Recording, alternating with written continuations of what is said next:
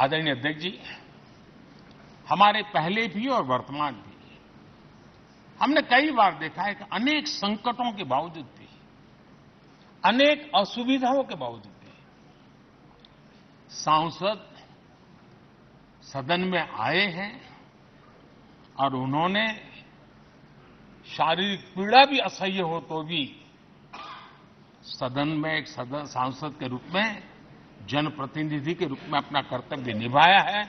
ऐसी अनेक घटनाएं आज हमारे सामने हैं। गंभीर गंभीर बीमारियों के बावजूद भी कोई व्हीलचेयर में आना पड़ा, किसी को डॉक्टरों को बाहर खड़े रख करके अंदर आना पड़ता, लेकिन सभी सांसदों ने कभी न कभी इस प्रकार से अपनी भूमिका निभाई। कोरोना काल हमारे सामने उदाहरण है। हर परिवार में रहता था कहीं बाहर जाए तो मौत को बुलावा न दे दे, उसके बावजूद भी हमारे माननीय सांसद दोनों सदन में कोरोना काल के इस संकट की घड़ी में भी सदन में आए, अपना कर्तव्य निभाया। हमने राष्ट्र का काम रुकने नहीं दिया। आवश्यकता पड़ी, डिस्टेंस रखना भी था और बार बार टेस्टिंग भी करना पड़ता था। सदन में आते थे लेकिन मास्क पहनना पड़ता था। बैठने की रचना भी अलग अलग की, समय भी बदले गए। हर चीज के साथ राष्ट्र का काम रुकना नहीं चाहिए, इस भाव से सभी सदस्यों ने इस सदन को अपने कर्तव्य का महत्वपूर्ण अंग माना, संसद को चलाए रखा। और मैंने देखा है कि इस सदन से इतना लगाव लोगों का रहता है कि पहले कभी हम देखते थे कोई 30 साल पहले सांसद रहा होगा, कोई 35 साल पहले रहा होगा, लेकिन वो सेंट्रल हॉल तो जरूर आएगा। जैसे मंदिर जाने की आदत होती है, वैसे उनको सदन में आने की आदत है। इस जगह का लगाव बन जाता है, एक आत्मीय भाव से जुड़ाव हो जाता है। और ऐसे बहुत से पुराने लोग हैं जो आते जाते हुए मन करता है जरा चलो एक चक्कर काटते। आज उनका जनप्रतिनिधि के नाते दायित्व तो नहीं है, लेकिन भूमि के प्रति उनका लगाव हो जाता है। ये सामर्थ्य होता है इस सदन का।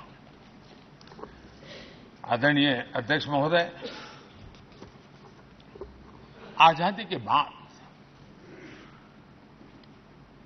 बहुत बड़े बड़े विद्वान लोगों ने बहुत आशंकाएं व्यक्त की थी, पता नहीं देश का क्या हो। जन भावनाओं की अभिव्यक्ति का भवन भी बना दिया। यहां जन भावनाओं की पुरजोश अभिव्यक्ति और हम देखते हैं राजेंद्र बाबू से लेकर डॉक्टर कलाम, रामनाथ कोविंद और अभी द्रौपदी मुर्मू जी, इन सब के संबोधन का लाभ हमारे सदनों को मिला है, उनका मार्गदर्शन मिला है। आदरणीय अध्यक्ष जी,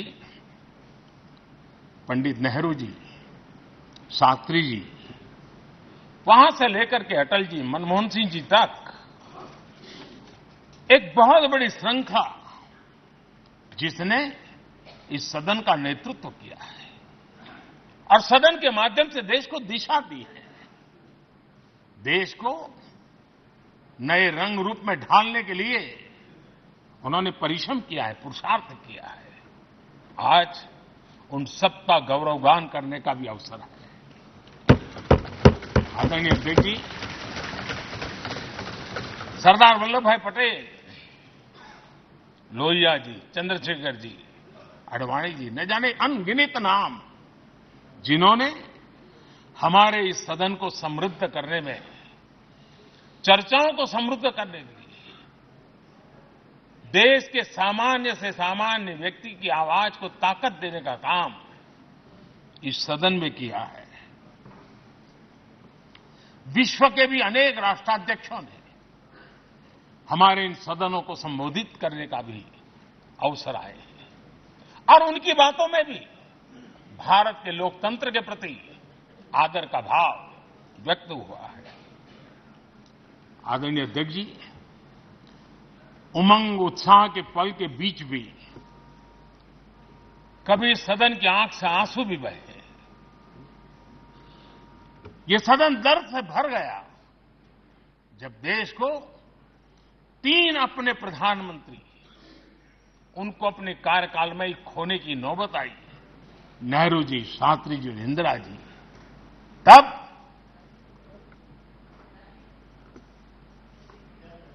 ये सदन अश्रुभीनी आंखों से उन्हें विदाई दे रहा था। आदरणीय अध्यक्ष जी, अनेक चुनौतियों के बावजूद भी हर स्पीकर ने, हर सभापति ने बेहतरीन तरीके से दोनों सदनों को सुचारू रूप से चलाया है और अपने कार्यकाल में उन्होंने जो निर्णय किए वो निर्णय मावलंकर जी से काल से शुरू हुए हो या सुमित्रा जी के कालखंड के हो या बिरला जी के, आज भी उन निर्णयों को रेफरेंस पॉइंट माना जाता है। ये काम हमारे करीब 17 स्पीकर और उसमें 2 हमारी महिला स्पीकर ने भी, और मावलंकर जी से लेकर के सुमित्रा ताई तक और बिरला जी का मार्गदर्शन आज भी हमें मिल रहा है। हर एक ने अपनी अपनी शैली रही है, लेकिन उन्होंने सबको साथ लेकर के नियमों कानूनों के बंधन में इस सदन को हमेशा ऊर्जावान बनाए रखा है। मैं आज उन सभी स्पीकर महोदय को भी आज वंदन करता हूं, अभिनंदन करता हूं।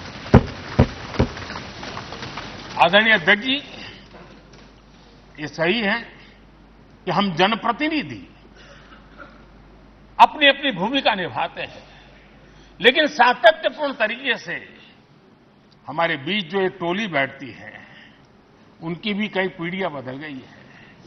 कभी कागज लेके दौड़ के आते हैं, उनका भी योगदान कम नहीं है।